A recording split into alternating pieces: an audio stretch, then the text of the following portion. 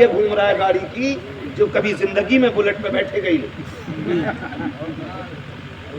اس بے غیرت کے ہاتھ میں جہیز کی لسٹ ہے جسے بہو گلاس تک نہیں چھونے دے گی. تو کیوں مرا جا رہا ہے؟ پلائی 3 انچ والی چاہیے. تجھے کبھی بیڈ پہ بیٹھنے نہیں ملے گا. مر کتنا مرے گا؟ ہاں قوم کا بیڑا گرک کر کے رکھ دیا ہے بے غیرتوں نے.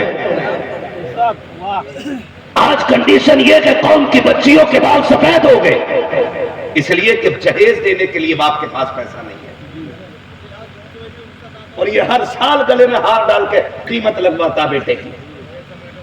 کچھ تو اتنے چلاک مکھیے ہوتے ہیں ہر سال کہتے ہیں رشتہ کراؤ. کہاں ہو رہے رشتہ؟ فلاں آدمی 12 دینے کہہ رہا, سوچ رہا ہے 1 سال اور بڑھا دوں پھر 15 لاکھ ملے گا.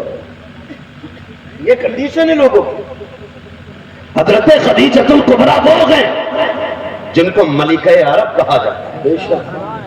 کیا کہا جاتا ہے؟ ملکہ عرب. جب حضور کے نکاح میں نہیں آئی تھی تو ان کے کپڑوں میں سونے کے تار ہوتے تھے.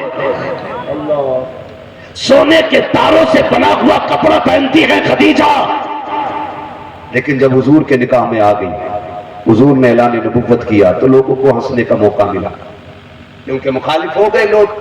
مذاق کرنے لگے, کہنے لگے معاذ اللہ محمد وہ ہیں جو بیوی کی کمائی پہ پل رہے ہیں. یہ بات حضرت خدیجۃ الکبریٰ کے کانوں تک پہنچی. یہ بات میری ان بہنوں کے کانوں تک بھی پہنچ جائے جو شوہر کی جیب سے پیسہ نکال کے اپنی جیب میں رکھ کے پھر اگلے دن شوہر کو دے کے حساب لیتی میرے والے پیسے کدھر ہیں, اور پھر اسی چیز پہ جھگڑے ہو جاتے ہیں. یہ شوہر کے ساتھ زندگی گزارنے کا طریقہ نہیں. حضرت خدیجۃ الکبریٰ کے کانوں تک آواز پہنچی کہ لوگ یہ کہہ رہے کہ حضور ان کے پیسوں پہ پل رہے. آپ نے بڑے بڑے رئیسوں کی دعوت کی, بلایا اور کھانا کھلا کے کہا ٹھہر جانا ذرا, سارے کام ہیں. سارے رک گئے. خدیجہ کو کیا کام پڑ گیا؟ لگتا ہے بجنس کا کوئی کام ہوگا, بڑی امیر ہے نا اس لیے سوچ کے بیٹھ گئے. لیکن حضرت خدیجہ نے اپنے غلام کو حکم دیا سارا زیور نکالو, سارا سونا لاؤ. جب ڈھیر لگایا گیا اتنا اونچا سونے کا ڈھیر لگ گیا کہ جو ادھر بیٹھے تھے ادھر والوں کو نظر نہیں آ رہے تھے, جو ادھر بیٹھے تھے ادھر والوں کو نظر نہیں آ رہے تھے. اور آپ نے پھر اگلا جملہ فرمایا لوگوں کیا کہتے ہو کہ حضور میری کمائی پہ پل رہے؟ کہا گواہ رہنا آج سے میں اپنی ساری کمائی مصطفیٰ کے قدموں میں ڈال رہی ہوں. سارا سونا اٹھا کے حضور کے قدموں پہ ڈال دیا. اور پھر میرے نبی کی سخاوت دیکھ, آنے والے چند دنوں میں مصطفیٰ نے سارا مال اٹھا کے غریبوں میں بانٹ دیا. آواز آتی ہے کون دیتا ہے دینے کو منہ چاہیے, دینے والا ہے سچا, دینے والا ہے سچا. سارے نہیں بول رہے ہیں دینے والا ہے سچا. ہمارا نبی سب کچھ بانٹ دیا. اب سنیں جو تھوڑا سا کام کر کے کہہ رہے میں اپنے حصے کا کر بیٹھا بھائی, اب تو موت کا انتظار ہے. موت کا نہیں لٹھیا کا انتظار ہے. تھوڑا سا خرچ کر کے کبھی یہ مت کرنا کہ ہم کام کر چکے. ام المومنین خدیجۃ الکبریٰ جنہوں نے کل کائنات اپنی دین پہ قربان کر دی. کتنی قربان کی. ایک دن حضور تشریف لے آئے. حضور آئے حضرت خدیجہ کی چوکھٹ کے باہر نہ 5 اونٹ کھڑے تھے. حضور اندر آئے, چہرے پہ تھوڑا سا اداسی پن. حضرت خدیجۃ الکبریٰ باوفا خاتون نے, ایسی باوفا ہے کہ 25 سال حضور کے ساتھ گزارے گئے, تنہا گزارے. لیکن میرے نبی کہتے ہیں 25 سال میں کبھی مجھے دروازے پہ کھڑے ہو کے آواز دینے کی ضرورت نہیں پڑی. یہ رویہ حضرت خدیجۃ الکبریٰ کا حضور کے ساتھ تھا. 25 سال کبھی آواز دینے کی ضرورت نہیں پڑی. وہ خدیجۃ الکبریٰ چہرہ دیکھ کے سمجھ گئی محبوب خیر ہے, چہرہ کیوں اترا ہوا ہے؟ خدیجہ یہ دروازے پہ اونٹ کس کے؟ حضور میرے ہیں. کہتے میری خدیجہ کو دولت کی کیا ضرورت پڑ گئی؟ اتنا سننا تھا. حضرت خدیجۃ الکبریٰ نے غلام کو آواز دی, کہا جلدی کر اونٹ کھول, کمر پہ رسی ڈال, چھوڑ دے. کسی کو دینے بھی نہیں, چھوڑ کدھر جانے کا, جانے دے جہاں چلے جائیں. اونٹوں کی رسیاں کھلوا کے چھڑوا دیا اور پھر آ کے حضور کی بارگاہ میں اپنا دامن پکڑ کے بیٹھ جاتے ہیں. آقا کریم نے چہرے کو دیکھ کر کے کہا تھا خدیجہ بات کیا ہے؟ حضرت خدیجہ کی آنکھ میں آنسو ہے. کہتی محبوب معاف کر دیا جائے کہ میرے اونٹ میری ملکیت کسی کے پاس تھی, ابھی اس کے پاس سے آئی گئی, میرے پاس کھڑے ہوئے تھے. سرکار میں نے وہ سارے خدا کی راہ میں ایسے ہی چھوڑ دیے گئے, مجھے دولت پیاری لگی ہے. آقا کریم کی بارگاہ میں دامن پکڑا کے بیٹھ جاتی ہے. آقا کہتے خدیجہ کیا کر لگی ہو؟ کہا محبوب اگر تو کہو تو یہ بدن کے کپڑے بچے ہیں, ہے، اگر آپ کہیں تو یہ بھی اتار کے کسی کو میں ہبا کر دوں۔ آقا کریم اتنا سن کر کے اور اچانک مسکرانے لگ جاتے ہیں۔ حضرت خدیجہ رو رہی ہے، مصطفیٰ مسکرا رہے ہیں۔ آقا کریم کی مسکراہٹ دیکھی، حضرت خدیجہ نے کہا آقا آپ کیوں مسکرائے؟ کہا میں نہیں بلکہ جبریل بھی مسکرا رہا ہے۔ کہا کیا بات ہے؟ کہا جب تم نے دامن پکڑا ہے جبریل رب کا سلام لے کے آیا ہے، رب نے تجھ کو بھی سلام کہا ہے، مجھ کو بھی سلام۔ نعرہ تکبیر، نعرہ رسالت۔ سمجھ رہے ہیں بھائی؟ یہ خدیجہ الکبریٰ اتنی قربانی دینے والی خاتون جس نے پوری زندگی دین کے نام کر دی، پھر زندگی میں وہ وقت بھی آیا جو سبھی کا آنا ہے۔ وصال کا وقت قریب آیا حضرت خدیجہ الکبریٰ کا۔ آج نا جو وصال ہوا ہے، جو کپڑے پہنے ہوئی تھی ان کپڑوں میں 16 پیبند لگے ہوئے تھے۔ کتنے پیبند؟ بولو 16۔ سارے نہیں سمجھ پا رہے کہ کتنے پیبند لگے تھے؟ 16 پیبند لگے تھے۔ انتقال کی گھڑی ہے، موت کا وقت قریب ہے، اور یاد رکھیں جب کسی کا انتقال ہوتا ہے، ماں ہو یا باپ ہو، تو سب سے زیادہ خیال چھوٹے بچے کا آیا کرتا ہے۔ سب سے زیادہ خیال چھوٹے بچے کا آیا کرتا ہے۔ ہوتا کیا؟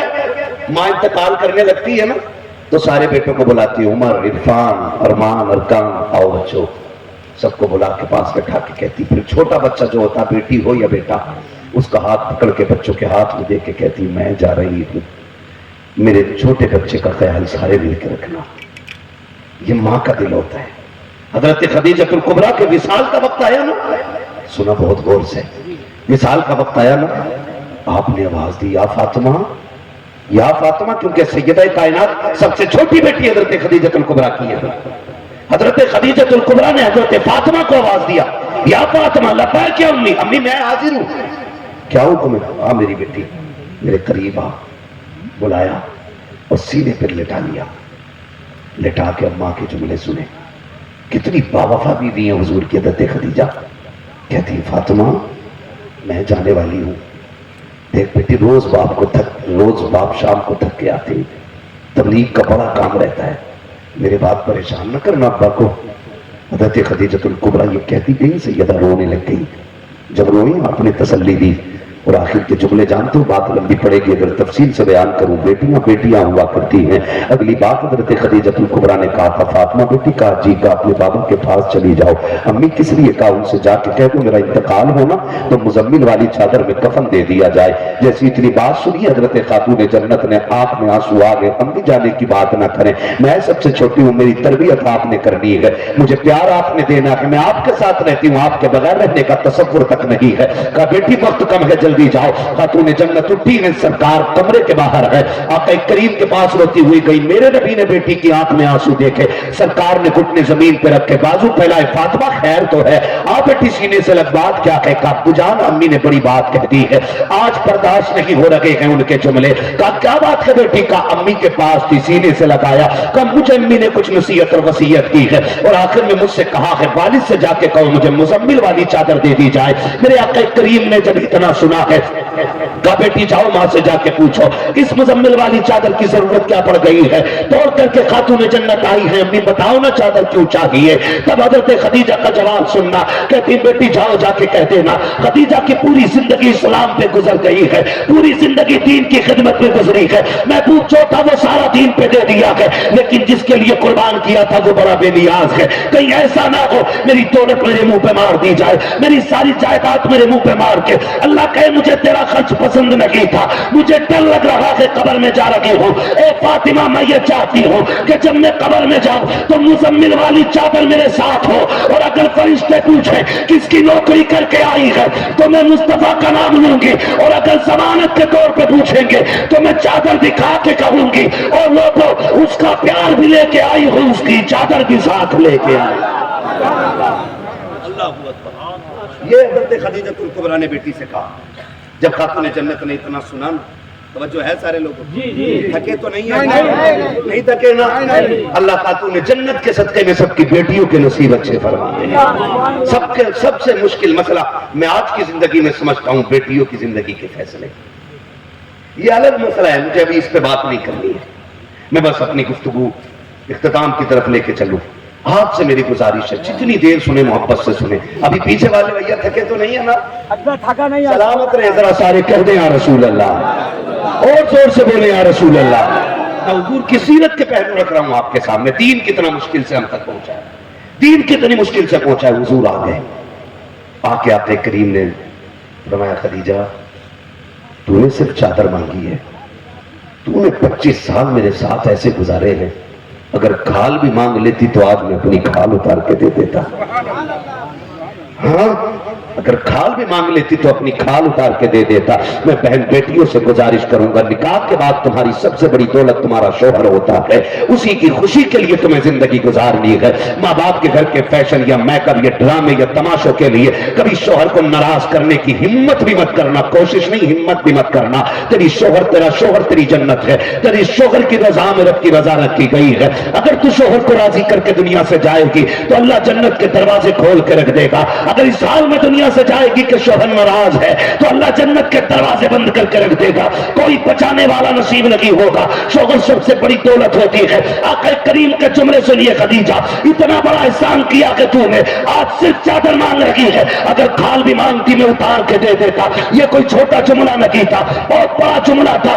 آج حالات تو یہ ہے کہ شوہر بیٹھ کے کھاتا رہتا ہے, ایک بار بیوی سے پوچھنے کا لوادار نہیں ہے کہ تو نے بھی کھایا ہے کہ نہیں کھایا ہے. تو صبح سے جھاڑو لگاتی رہتی ہے, بتا تیرے حلق سے پانی اترا ہے کہ نہیں. آج کے شوہروں کا یہ رویہ ہے. کل کے مصطفیٰ جان رحمت کا دیا ہوا سبق تو دیکھو پیارے, حضرت خدیجہ کی مصطفیٰ تعریف کر رہے ہیں اور آقا یہ کہہ رہے ہیں خدیجہ تو نے وہ احسان کیا ہے کہ اگر کھال بھی مانگ لیتے دے دیتے. مصطفیٰ آپ بتاؤ نا خدیجہ کا کتنا بڑا احسان ہے. پھر آقا کریم کے روزے سے آواز آتی ہے, نادان تاریخ کا یہ وقت بھی اٹھا کر کے دیکھ لے. ایک دن میں تبلیغ کے کام سے واپس پلٹا, دشمنوں نے پتھر بھی مارے تھے, ستایا بھی تھا, میرے چہرے پہ خاک بھی تھی, دھول بھی تھی, فاقے اور کمزوری کے آثار میرے چہرے پہ تھے. جیسے میں نے گھر میں قدم رکھا میری خدیجہ دروازے پہ پہلے سے انتظار کر رہی تھی. میرا ہاتھ پکڑا خدیجہ نے, اندر لے کر کے آئی ہے, مجھے بٹھا کے کہا تھا فدا کا بھی امی یا رسول اللہ, آقا میرے ماں باپ آپ پہ قربان ہو جائے. لگتا کہ پھر دشمنوں نے آپ کو ستایا ہے, پھر آپ کو تکلیف دی گئی ہے. آقا کریم کہتے میری خدیجہ مجھے لے کے بیٹھ جاتی ہے اور اچانک ایک پیالہ لے کر کے کھجور کا آئی ہے, میرے منہ میں کھجور دیتے ہوئے کہتے سرکار لگ رہا ہے کئی دن کا فاقہ ہے, اس لیے آپ یہ کھجور تناول فرما لیں. سرکار کا رویہ دیکھیے, آج ہم اپنا دیکھیں اور سرکار کی زندگی کو دیکھیں. جب سرکار آدھی کھجوریں کھا چکے ہیں پھر آقا نے حضرت خدیجہ کا ہاتھ پکڑ لیا اور پکڑنے کے بعد جو کھجور مصطفیٰ کی طرف آ رہی تھی آپ نے موڑ کے حضرت خدیجہ کی طرف کر دی ہے. آقا کے جملے تھے خدیجہ میں نے تو کھا لیا کہ تو بتا تو نے کب سے نہیں کھایا ہے, تیرے بھی حلق سے کچھ اترا ہے کہ نہیں. جب اتنا جملہ میرے نبی نے کہا ہے حضرت خدیجہ کی چیخ نکل جاتی ہے, سرکار کا چہرہ دیکھ کے رونے لگ جاتی ہے. آقا کریم نے کہا تھا خدیجہ میری بیٹیاں کہاں ہے, کہ سرکار روتے روتے سو گئی ہے. آج کئی دن کا فاقہ تھا آقا, آج بچوں سے بھوک برداشت نہیں ہو رہی تھی. آقا کریم نے بچیوں کا چہرہ دیکھا, کہا خدیجہ بچیوں کو کیوں نہیں کھلایا. تب حضرت خدیجہ الکبریٰ نے کہا تھا یا رسول اللہ آپ کھا لیجئے, آپ کھا لیجئے, اس کے کھانے کا زیادہ حق آپ کا ہے. کہا کس لیے, کہا سرکار اس لیے ہم کہہ رہے ہیں کہ اگر ہم فاقے سے رکھیں گے اور بھوک کی وجہ سے ہمیں کچھ ہوگا تو صرف خدیجہ کا نقصان ہوگا, صرف فاطمہ کا نقصان ہوگا, صرف ام کلثوم کا نقصان ہوگا, صرف رقیہ کا نقصان ہوگا, صرف زینب کا نقصان ہوگا. آقا آپ کھا لیجئے, اگر آپ کو کچھ ہو گیا تو صرف ہمارا نہیں ساری کائنات کا نقصان ہو جائے گا. یا رسول اللہ ہمارے جیسے تو اور بھی آ سکتے ہیں لیکن تیرے جیسا قیامت تک کوئی نہیں آ سکتا. نعرہ تکبیر, نعرہ تکبیر, نعرہ رسالت, نعرہ رسالت. ہے توجہ سارے لوگوں کی, دین پہ بڑی قربانی لگی ہے, بڑی قربانی دین پر لگی ہے. اور بھائی اس کی قدر کرے. پھر وہ وقت بھی آیا, حضرت خدیجہ الکبریٰ کا وصال ہوا. حضور کی زوجہ کا جب وصال ہوا تو پہلے یہی مسئلہ تھا کہ ہم ان کو دفن نہیں ہونے دیں گے. یہ ایک الگ معاملہ ہے, مجھے اس ٹاپک پہ تفصیل سے بات نہیں کرنی ہے. المختصر یہ کہ دفن ہو گیا, دفن سے فارغ ہو گئے, حضور گھر آئے. مشکل گھڑی تھی, کس طرح سے میرے نبی نے حق تبلیغ ادا کیا ہے کہ بندے کو سمجھنا چاہیے. گھر آئے تو خاتون جنت دوڑ کے آ گئی. جو مفہوم ہے نا جملوں کا, وہ اس طرح ہے، لکھا ہے مورخین نے دوڑ کے آ کے قدموں سے لپٹ کے کہا تھا بجی امی کب آئیں گی. یہ جملے ایسے تھے جس نے حضور کو نڈال کر دیا. سرکار بیٹی کو اٹھائے، گھر کی طرف بڑھے، لے جا کر کے بیٹھے. حضور نے خاتون کا انتظام کیا صرف خاتون جنت کا دل بہلانے کے لیے. دل بہلانے کے لیے مشکل معاملہ ہوتا ہے، بچے چھوٹے اور مائیں چلی جائیں تو بڑی مشکل ہو جاتی ہے. پھر گھر گھر نہیں رہتے، جب جوڑے ٹوٹ جاتے ہیں تو پھر گھر بگڑ جایا کرتے ہیں. حضور نے گھر بھی سنبھالا ہے اور امت بھی سنبھالی ہے. بچوں کو بھی کبھی محروم نہیں رکھا اور امت کو بھی محروم نہیں رکھا. حضور نے دونوں کام کیے. آقا کریم خاتون جنت کو لے کے بیٹھ گئے. رات کو اٹھ جاتی تھی نا تو والدہ کو تلاش کرتی تھی. حضور خاتون جنت کی وجہ سے شام تک گھر آیا کرتے تھے، کیونکہ دن بھر تو آپ باتوں میں یا خاتون کے ساتھ رہ کے کاٹ لیتی تھی، لیکن خاتون جنت سے رات مشکل سے کٹتی تھی. ماں کی عادت تھی، مشکل سے وقت کٹتا تھا. حضور شام تک آ جاتے تھے. جانتے پھر حضور نے بیٹی سے کہا بیٹی صبر کرنا، مجھے دین کا کام کرنا ہے، میں کچھ دن کے لیے تبلیغ کے لیے جا رہا ہوں. خاتون جنت سے سمجھا کے اس وقت حضرت سیدہ کائنات کی عمر شریف تقریباً 6 یا 7 برس تھی. 6 یا 7 برس تھی. حضور تسلی دے کے گھر سے نکل گئے. آپ جانتے ہو ایک بات، جو پردیس رہتے ہیں وہ میری بات کی تائید کریں گے. ہم لوگ گھر سے نکلنے لگتے نا تو سب کو سمجھا لیتے، لیکن بیٹیاں نہیں سمجھائی جاتی. بیٹیاں نہیں سمجھائی جاتی. وہ راضی نہیں ہوتی آپ کہیں بھی جاؤ، وہ اجازت نہیں دیتی آپ کو کہیں جانے کے لیے. اور آپ پردیس چلے جاؤ، بیٹیاں گھر رہ جائیں. کوئی دن ایسا نہیں ہوتا جس دن وہ یاد کر کے آپ کو بلاتی نہ ہو. پردیس میں رہنے والوں سے پوچھو بیٹیاں کس طرح آواز دیتی ہیں. حضور کہتے فاطمہ جا رہا ہوں بیٹی، پریشان نہ کرنا کسی کو. حضور نکل گئے. کہاں گئے جانتے ہو؟ جانتے ہو کہاں گئے؟ طائف. مورخین نے لکھا 3 دن سرکار نے طائف میں تبلیغ کی. آج ہم آئے تو یہ گلے میں ہار بھی ڈالے گئے، پھول بھی برسائے گئے، نعرے بھی لگائے گئے. آج جب حضور دین اور قرآن لے کر کے طائف میں گئے تھے تو ہونا تو یہ تھا کہ ان کے قدموں میں پلکیں بچھائی جاتی، بلکہ تو بڑی بات ہے لوگوں نے پتھروں سے استقبال کیا تھا. 3 دن سرکار طائف میں تبلیغ کرتے رہ گئے اور بھوک پیاس کی شدت کے ساتھ آپ نے تبلیغ کی ہے. 3 دن تک. 3 دن کے بعد پلٹے. جو واپس آئے کیا کنڈیشن تھی یہ سارے علماء جانتے ہیں. آقا کریم فرماتے ہیں کہ جسم میں کوئی جگہ ایسی نہیں تھی جہاں پہ خون کے نشان موجود نہیں تھے. اس مصیبت سے سرکار گزرے. اور جب حضرت عائشہ صدیقہ نے کہا تھا یا رسول اللہ تبلیغ کا کوئی مشکل دن ہے جو آج تک یاد ہو، تب میرے نبی نے کہا تھا ہاں عائشہ آج تک طائف کی وہ مشکلیں مجھے یاد آتی ہیں، آج بھی میں رو دیتا ہوں. یہ سرکار کا فرمان تھا کہ آج بھی طائف کے پتھر یاد آتے ہیں جو ستم مجھ پہ کیا گیا تھا. لیکن میں کچھ اور بتانا چاہتا ہوں. سرکار لہولہان ہو کر کے گھر آ رہے ہیں. تجھے بتاؤں کہ دین کیسے پھیلا ہے، کتنی مشکل سے دین ہم تک پہنچا ہے. ایک ایک بچے سے لے کے جوان تک اور جوان سے لے کر کے سفید داڑھی تک، سفید داڑھی سے لے کر کے آخری دن تک قیامت تک کے لیے یہ بات اپنے دلوں پہ نوٹ کر لینا. دین اتنا سستا نہیں ہے جتنا سمجھ رکھا گیا ہے. 3 بار مشکل ہے. جب سرکار شام کو آئے تھے حضرت سیدہ کائنات سیدہ طیبہ طاہرہ عابدہ زاہدہ نقیہ تقیہ رقیہ زاکیہ حضرت سیدہ فاطمہ زہرا آپ دروازے پہ باپ کا انتظار کر رہی ہیں. ادھر سورج چھپ رہا ہے، ادھر نبوت کا سورج نمودار ہو رہا ہے. جیسی حضرت فاطمہ نے باپ کو آتے دیکھا ہے دوڑے لگ گئی ہیں، دوڑ کے جا کر کے باپ کے دامن سے لپٹ گئی. لیکن کیا دیکھتی ہے؟ باپ کے کپڑوں پر لہو لہو ہے، چہرے پر خون ہے، بدن پہ خون ہے. دیکھا تو بیٹی بیٹی ہوا کرتی ہے. باپ کا دکھ بیٹیوں سے برداشت نہیں ہوتا ہے. میں آپ سے کہنا چاہتا ہوں آپ اللہ سے بیٹے مانگتے ہو، مانگو حق ہے آپ کا. اس لیے کہ بیٹے جائیداد کے وارث ہوتے ہیں، بیٹے بڑھاپے کا سہارا ہوتے ہیں، بیٹوں سے نسل چلا کرتی ہے. لیکن آپ سے کہنا چاہتا ہوں اگر صرف بیٹے ہو تو رو کے بیٹیاں بھی مانگ لیا کرو، چولی پھیلا کے بیٹی مانگنا، اس لیے کہ بیٹے جائیداد کے وارث ہوتے ہیں، بیٹیاں باپ کے پیار کی وارث ہوا، بیٹے دولت بانٹتے ہیں، بیٹیاں باپ کی دکھ بانٹا کرتی ہیں۔ حضرت سیدہ کائنات خاتون جنت دوڑ گئی، وہ باپ کا دامن پکڑ کے لائیں، بیٹھ گئی، رونے لگ گئی۔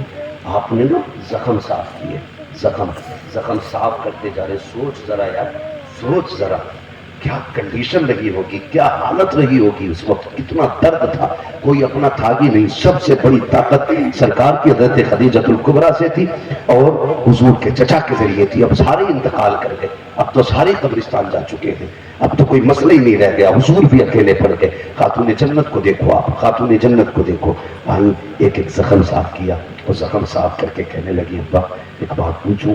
کہا بیٹی کہو۔ کہا کہ ہمارا دین سچا نہیں ہے؟ حضور کہتے ہیں سچا ہے نا، ہمارا خدا سچا نہیں ہے؟ ہاں سچا ہے نا بیٹی، ہمارا قرآن بھی سچا۔ ہاں بیٹی ہمارا قرآن بھی سچا، آپ بھی سچے رسول ہو؟ کہا ہاں۔ کہا پھر چھوٹی سی اجازت دے دو۔ کہا کون سی؟ کہا مجھے نیلی چھت والے رب سے آج ایک اعتراض، آج ایک سوال کرنا ہے۔ جب اتنی بات بیٹی نے کہی نا تو حضور نے بیٹی کا چہرہ دیکھا، رو دیے۔ سرکار فاطمہ کیا بات کرو گی؟ کہا اپنے رب سے پوچھوں گی مالک تو بتانا، جب میرا باپ سچا ہے تو لوگ پتھر کیوں مارا کرتے ہیں؟ جب یہ قرآن پڑھتا ہے تو لوگ راستے میں کانٹے کیوں بچھاتے ہیں؟ میں اپنے رب سے پوچھوں گی اگر تیرا قرآن سچا ہے تو لوگ میرے باپ کو دکھ کیوں دیتے ہیں؟ جب اتنی بات کہی مصطفیٰ نے بیٹی کی زبان ہونٹوں پہ ہاتھ رکھ دیا، کہا فاطمہ کچھ نہ کہہ دینا، رب کی بارگاہ میں کوئی شکوہ نہ کر دینا میری بیٹی، کوئی جملہ نہ کہہ دینا۔ ابا مجھے درد ہے، میں اپنے باپ کو روز لہو لہان دیکھتی ہوں، کہیں نہ کہیں زخم لگا ہوتا ہے، آج کہنے دینا۔ کہا نہ بیٹی کچھ نہ کہنا، میں نے رب سے سودا کیا ہوا ہے، رب سے سودا کیا ہوا ہے۔ بابا جی کون سا سودا؟ کہا تم ان کافروں نے اپنے عیش کے لیے دنیا خریدی ہے، میں نے دکھوں کے بدلے میں جنت خریدی ہے۔ ابا اس کا کیا فائدہ؟ کہ قیامت میں جب امت پل صراط سے گزرے گی اور گناہگار کٹ کے گریں گے، میں تب کہوں گا اللہ مجھے طائف کے پتھروں کے بدلے میں میری گناہگار امت کو جنت کا پروانہ عطا فرما۔ نعرہ تکبیر، نعرہ رسالت۔ تمہارے ہی لیے تھا یہ گناہگاروں سیاہکاروں، یہ شب بھر جاگنا اور رات بھر رونا محبت کا، سارا ہمارے ہی لیے۔ اللہ ان جوانوں کو سلامت رکھے جن جوانوں میں دین کی یہ فکر بیدار ہوئی ہے کہ انہوں نے یہ محفل سجائی ہے، اور اس محفل کے ذریعے آپ تک پیغام یہ پہنچ رہا ہے کہ ہمیں دین کی قدر کرنی ہے۔ انشاءاللہ کریں گے انشاءاللہ۔ کتنے تھکے دل سے بولیں گے تو میں پھر تھک جاؤں گا۔ نہیں کریں گے قدر انشاءاللہ، اور اپنے اداروں کو مضبوط کریں گے انشاءاللہ، اپنے علماء کو مضبوط کریں گے انشاءاللہ۔ دین اتنا مضبوط کر دو، اتنا مضبوط کر دو کہ ہمارے بچے اگر مکتب میں پڑھ چکے ہیں تو پھر کسی یونیورسٹی میں بھی چلے جائیں تو یہ مرتد اور بے دین نہ ہو سکے۔ ان کے 6 سال کی عمر میں یاد کرائے گئے کلمے انہیں ہر جگہ بہکنے سے بچائیں، اور مدرسے کے اس مکتب کے ایک استاد نے جو دین کی سمجھ دی تھی وہ سمجھ ان کی روحوں کے اندر پیوست ہو جائے، اور ایسی پیوست ہو جائے کہ دنیا خریدنا چاہے تو خرید نہ سکے۔ اگر کوئی لالچ بھی دے تو یہ بچے کھل کے کہہ گئے کہ ہمیں دولت کا لالچ نہ دے، ہم تو مدینے والے کے نام پہ بچپن میں بک کے آ رہے تھے۔ کریں گے انشاءاللہ ایسا، اپنے اداروں کو مضبوط کریں، اپنی آنے والی نسل کو مضبوط کریں، اور آخری بات یہ ہے کہ شادیاں آسان کر دیں۔ کریں گے انشاءاللہ۔ کتنے لوگ جنت میں جانے کی تمنا رکھتے ہیں؟ سارے ہی رکھتے ہیں۔ ماشاءاللہ حضور کی یہ دی ہوئی تعلیم ہے کہ اللہ سے جب بھی ہاتھ اٹھا کے مانگو تو جنت ضرور مانگنا۔ میں یہ نہیں کہوں گا یہ منہ اور مسور کی دال، میں یہ نہیں کہوں گا۔ میں جانتا ہوں میرے آقا نے فرمایا شفاعتی لاہل الکبائر من امتی، میری شفاعت ہے ہی میری امت کے بڑے بڑے گناہگاروں کے لیے ہے۔ والا حضرت نے کیا کہا؟ قرض لیتی ہے گناہ پرہیزگاری واہ، تو وہ منظر بھی آپ میدان قیامت میں دیکھیں گے کہ نیک لوگ کہیں گے کاش تھوڑے سے گناہ اپنے پاس بھی ہوتے تاکہ ہمیں بھی حضور کی شفاعت کی خوشخبری مل جاتی۔ تو میں یہ نہیں کہوں گا ہاں ہم گناہگار ہیں، ہم تسلیم کرتے ہیں، اس سے کوئی انحراف نہیں کہ ہم صاحب ہم کوئی دودھ کے دھلے، ہم گناہگار ہیں، لیکن مالک تیرے محبوب کے نام لیتا ہے. تیرے محبوب کے امتی ہیں, تیرے محبوب کے امتی ہیں, اور جو ان کا ہو جاتا ہے پھر وہ تیرا ہو جاتا ہے. اسی آس میں تو بیٹھے شاید کوئی نیکی رب کو پسند آ جائے اور وہ ہماری زندگی بھر کے گناہوں پہ بھاری پڑ جائے. بھی تو ہو سکتا ہے نا, ہو سکتا ہے نا. تو ہم اسی امید پہ, لوگ کہتے ہیں جی کئی بار نا یہ باتیں ہوتی ہیں حضرت بیٹھے علماء, میں آپ سے ذرا بات کر لوں, تھکے نہیں ہے نا تو میں ذرا 2 منٹ لے لوں آپ کے. سلامت رہے بھائی, ٹھیک ہے نا بھائی, تھوڑا سا برداشت کر لیجئے گا, میں 2 منٹ اور بڑھا دے رہا ہوں. میں عرض یہ کر رہا ہوں آپ سے بابو, میں معذرت چاہوں گا کیونکہ میں بہت زیادہ دیر بول نہیں پاؤں گا. بدر والا بول دیجیے, بدر والا بیان, بدر والا بہت لمبی بات ہوتی ہے. میں بس آپ میری تھوڑی سی بات سن لیں جو میں کہنا چاہوں. میں کیا کہہ رہا تھا بھی بھول گیا میں. درود پاک پڑھیے صلی اللہ علیہ وسلم.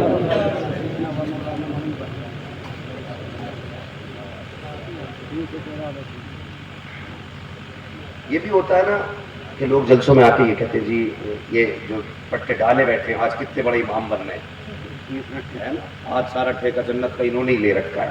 ان میں سے کوئی مسجد میں گیا, ان میں سے کوئی ایسا ہے, ان میں سے کوئی ایسا ہے. میرا ایک سوال ہے, ہم جلسے اس لیے نہیں کرتے کہ اس میں سارے نیک آ کے بیٹھے, ہم جلسے اس نیت سے کرتے ہیں کہ اللہ جو گناہ گار ہیں انہیں جلسے کی برکت سے نیک بنا دے. اس لیے ہوتے, ہو سکتا ہے اللہ جلسے کی کمیٹی کی نسبت سے انہیں نیک بنا دے. یہ بھی تو ہو سکتا. آپ یہ کیوں سوچتے ہیں کہ نیک لوگ ہی کمیٹی میں آئے؟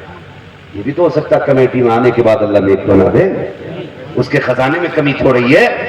انشاءاللہ اپنے حصے کا کام سارے کریں گے, کریں گے نا انشاءاللہ. سارے لوگ کریں گے اپنے حصے کا کام دین کا. جو پردیس میں رہتے میرے بھائی جو محنت کرتے ہیں ان سب پہ ذمہ داری بنتی ہے. جو باہر سے کما کے بھیجتے ہیں ان کا بھیجنا لازم ہے, اور جو یہاں رہتے ہیں ان کا لازم ہے ان پر کہ باہر سے آئی ہوئی رقم کو 1-1 روپیہ صحیح جگہ پہ لگایا جائے. ورنہ پردیسی کیسے کماتا ہے یہ پردیسی سے اچھا کوئی نہیں جانتا ہے. کوئی نہیں جانتا, نہ عید, نہ بقرعید, نہ تہوار, نہ شادی, نہ بیاہ, کچھ نہیں ملتے. عید کے دن بھی 2 رکعت پڑھ کے قبروں میں لیٹے رہتے. پردیس ہوتا ہے, وہ کوئی پکنک منانے کی جگہ نہیں ہے. پردیس ہے, ان کی محنت کی قدر کریں سارے لوگ, ان کی محنت کی قدر کریں. اور آپ سارے نوجوانوں سے گزارش ہے